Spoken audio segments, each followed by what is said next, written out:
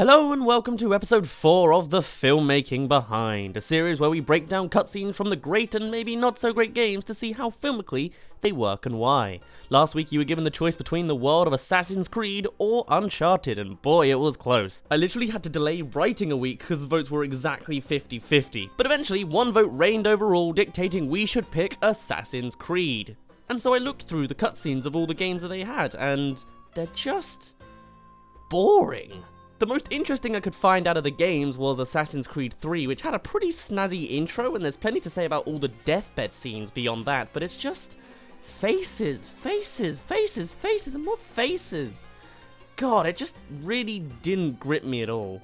But since the votes were so close, I figured we should jump to Uncharted instead, because oh my god, there's so much to talk about. Every shot looks dynamic, it's so good. I hope that's okay to do. It's better than having maybe 3 minutes of dull content, right? Okay then. What's up guys, it's Daz here, but you don't really care. Now as will be routine, we'll be looking at a few selected scenes to highlight. For this game we'll be looking at the intro, planning scene, standoff, plane and... The intro, planning scene, standoff, plane scene, and the outro. Let's watch. So the game starts with a swift pan across a table with a collection of props and tools related to traveling, fighting, researching, and navigating. This is a simple technique used to introduce the audience to the type of characters that are about to be introduced, as it tells us that they are some kind of hunters, well informed about their target. We see their journey is on a global scale, they have passports giving them the means to do such traveling, they'll be in lethal danger so are prepared to protect themselves, they have a collection of clues and sketches to assist them, books and articles on the relevant topics, and finally sources of relaxation in the form of cigars and coffee. These last two also tell us a little bit of the main characters before we outright see them, as we know one is a smoker, presumably making them quite formal and relaxed, while the mug indicates a more youthful character, pushing closer to their limits of being active and energetic. And finally, the fireplace in the back tells us that this is within the warm comforts of someone's home, further bringing in that relaxing and casual atmosphere of the scene. We then fade to a new scene with the same camera movement, as it allows for a smooth transition. Here we move to an establishing shot of the next location, London. As all of this is going on, we see the main characters reading out a quote. This is often done in treasure hunting stories as it brings out the theme of history and knowledge, which is central to the act of finding some lost hidden treasure. It creates that sense of mystery, though its wording opens up to potential themes and foreshadowings for later in the story. The camera movement changes to a new direction, moving down rather than to the right in order to once again transition us to another new shot, this time much lower to the ground. It shows off your standard London street. In the background we see Nathan Drake and Victor Sullivan, who aren't dominating the entire frame in the shot in an attempt to build up their power. The focus of the shot is to establish the location, and by keeping the audience's view far away from the characters, it allows for small-scale suspense to build as we're slowly getting to see more and more details of the characters, like slowly introducing them to the story. This continues in the next shot as we're following the two characters along the pavement, but from a harshly high angle. This limits us from seeing the details of their face and so allows us to focus on the characters without revealing all of the details. Following from behind would have the same effect. Next we see a quick shot of their feet composed on the top of the frame, showing us that they have some sort of power here, or at least confidence, whilst the cigar in the puddle tells us a little of the character Sullivan, in that he's the owner of the cigars from earlier and he has the confidence in this moment to simply throw them onto the ground. You wouldn't imagine a timid old man here, would ya? Next we get a series of clips that combine to establish the next location in the London pub. We start with seeing the start of a pool match before a movement across the bar dispensers and a shot of some regulars. These all tell us that this location will be important momentarily. We jump back to the characters heading presumably to the pub from across an alleyway. This acts to both keep the characters hidden through the distance as well as foreshadows a later location. You could also suggest there's elements of frame within a frame here with the borders of the alley entrance. Back to a high angle, we can now see the characters on the left side of the frame, composed like the good guys, with a clear manhole cover with the word London on it, in case you couldn't already tell. This then transitions back to the pub with a shot of the darts game. This act of directly connecting two elements of the frame across the transition is known as a match cut, and works as an effective transition technique. Next we see a man polishing the cue stick. This not only shows us another regular at the pub, but also foreshadows a future enemy, as there's a certain off-tone created by how his face is obscured and his act requires him to form his hand into a fist. There are similarities to prepping for a fight here. Here's another high angle. It doesn't serve to do anything outright, other than to establish more of London with the black cabs and red phone box. and to allow us to jump back to the characters in preparation for the next shot, where we see them pass a bouncer.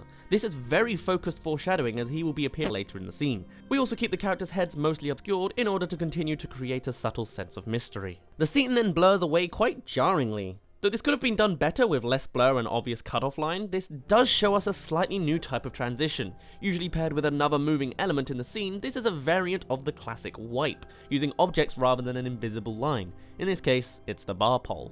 Here's another 2 shots establishing the bar. By constantly flicking between inside and outside, we get the sense that the 2 worlds are about to collide, which in this context means the characters are going to enter the pub, though tension is built up by how all the characters are portrayed as confident or potentially violent.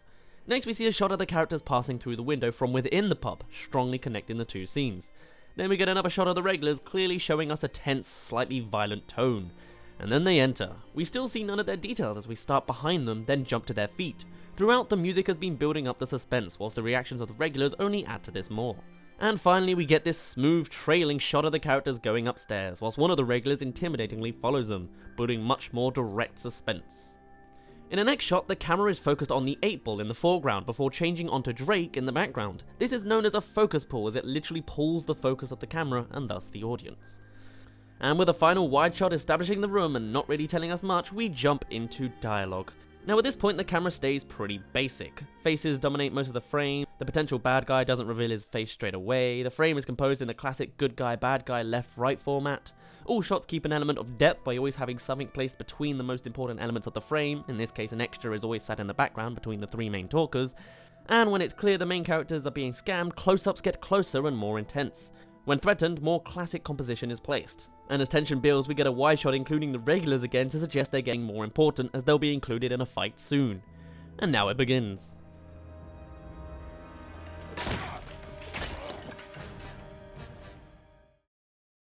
Next we're going to be jumping to later in the night. This is the big planning scene. Now to give an update on what's happened, this guy was actually the good guy and faking being bad as part of the plan, whilst this girl is also on the team, but was waiting behind the scenes. After the fight, they managed to follow the bad guys and steal a bunch of clues to some big treasure, which they're about to work out now. Character names are Drake, Sully, Cutter, and Chloe.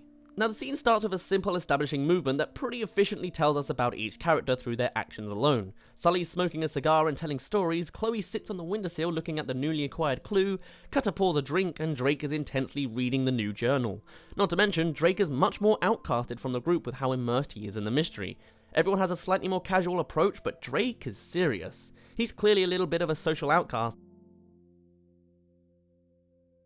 It also introduces us to a more Western style of comedy, much more commonly seen in mainstream or Hollywood films. In this case, it uses the judgment audience members may give to the characters in order to surprise them and amuse them. In this case, judging by looks and attitude, you would assume that Cutter here is for the most part just some thug brute, and Sully is more of an intellectual aged man. In reality, their intelligence is reversed, at least on this topic. This is John Dee's signature. Who the hell's John Dee? John Dee, one of Queen Elizabeth's closest advisors. Everybody knows that. Yeah, he was a great mathematician and navigator. The reaction shot of Sully looking bewildered adds to the comedy, as it's almost like the guy broke out of character, which from a judgment side of things, he kinda did. And a little later, they expand a little on creating humour with Cutter's intelligence a little more. This time showing that he has the knowledge of the facts, but is either trying to show off or trying too hard to contribute a little to the conversation. Because it shows that he doesn't quite have the common sense to give it the right context. Sort of bringing down how smart he seems, but still kinda making it funny for us. With this symbol, meaning he was her eyes. The original 007, you see, look, 007. Not really that relevant. And he does it again, contributing to the conversation, even if it's not fully relevant. See, before Lawrence became Lawrence of Arabia, Great film. he was an archaeologist. Beyond the comedy aspect, there isn't too much else I have to say about this scene, only small details such as there are high and low angled camera shots between Sully and Drake to show off their standing and sitting positions. When more dramatic dialogue is used, we revert away from a wider or over the shoulder shots and more into close-ups, and once again, the way each character holds themselves throughout the scene continues to highlight aspects of their personalities. Next scene we're going to is the standoff scene. At this point the group had split into 2 and each went to find a particular clue. Now they've reunited at the location of the second clue since the first one was found and taken away. This new location just happens to have a load of bad guys around it too. In fact, earlier at the same location, one of the good guys, Cutter, got hit with some kind of drug, which gave him a little freak out earlier. Now you know what you need to know, ensue the standoff scene. It starts with a high angle on the good guys as they run out into the open air, giving that feeling of being looked down upon, fitting since the bad guys know they're here. We then jump to the other end of the ravine to reveal the backs of the gunmen aimed at the freshly outside good guys. Flipping the camera around, we see it's one of the main baddies and the same guy from the first scene, Talbot. Oddly enough, the bad guys are positioned on the left side of the frame facing right, whilst the good guys are the opposite. Not exactly the standard good versus evil composition. On the line, we seem to be equally matched. The wide shot of the whole scene acts to emphasize this statement, as it shows that both parties are basically identical in numbers. This also introduces the audience to the giant gap between them, which is sure to add tension to the moment as well as likely become more relevant later on. When jumping back to Talbot, we now have a much closer shot compared to beforehand. This, as stated earlier, adds more drama to his words as it makes him appear more intimidating due to the power he has over the entire frame. Compare that with this shot of the good guy straight after and you can see that Talbot has the power dominance in this moment. And as Charlie, or Cutter, begins to react somewhat, the camera jumps 180 degrees. This is relevant here as it adds that little sense of disorientation and confusion happening at this moment over what is going on with Cutter and what he will do next. When it's clear they've lost this battle, we get a high-angle shot of Sully throwing his gun into the ravine. This both belittles their power in the frame, as well as creates an intimidating view of the ravine, as it almost feels like you could fall in yourself with such a steep angle. Also, it's positioned in the top half of the frame, again giving it power. And on the bad guy's last move, we get more close-ups to really add in that drama. And the camera does nothing to foreshadow the final twist, it simply keeps to the previous framing in order to really surprise the audience when things change unexpectedly. Now that's better, isn't it? Shoot him. You son of a Cutter, bitch! pull the trigger. My pleasure.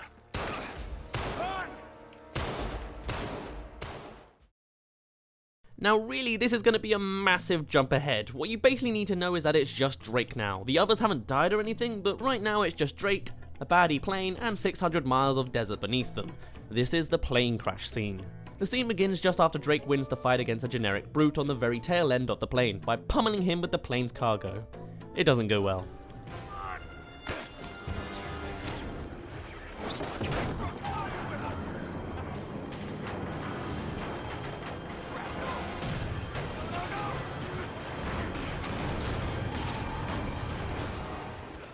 The camera flies and follows behind Drake, keeping above him in order to show how Drake would be falling downwards as well as limiting his dominance in the moment, which he clearly doesn't have any of at all. For the final grip, the camera pulls away from Drake and swings to face back at the plane. This gives us the spatial awareness to see how far Drake is trailing behind the plane, as well as makes him look itty-bitty compared to the monster-sized plane itself, again taking away all of his dominance. The camera then moves a little closer, though this is mostly for gameplay as the player does need to actually see Drake pretty clearly, but by keeping behind him we get to see any additional damages happening on the plane ahead, such as any extra loose cargo. It also continues to line up with Drake's position rather than the plane's in order to give that off sense and a lack of control, as we're in line with the loose piece of cargo swinging in the wind rather than staying static with the plane. When grabbing a guy, the camera swings back to face the other direction to highlight the height the two characters are at, and to dramatically show the gunman falling to his demise. Jumping a little ahead, now Drake is back in the plane as things start to fall apart, and here's my favourite shot in the game.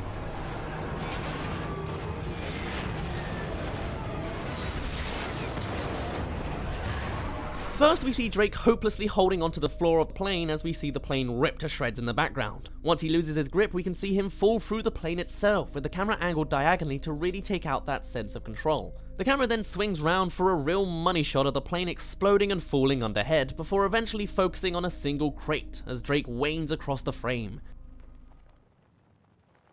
And once he actually grabs it, the camera spins violently in tune with the sporadically spinning crate, mimicking very dramatically Drake's perspective at this moment as he is obviously spinning along with the crate.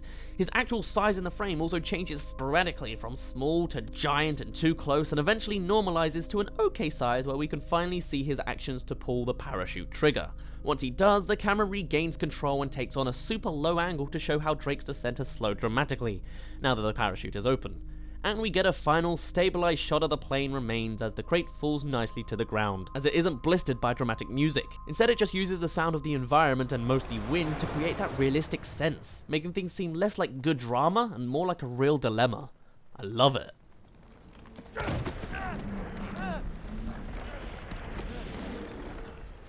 Anyway, there are other intense moments like when Drake actually walks across this desert, gets on a sinking boat, runs through a busy market while on a drug trip, and so on.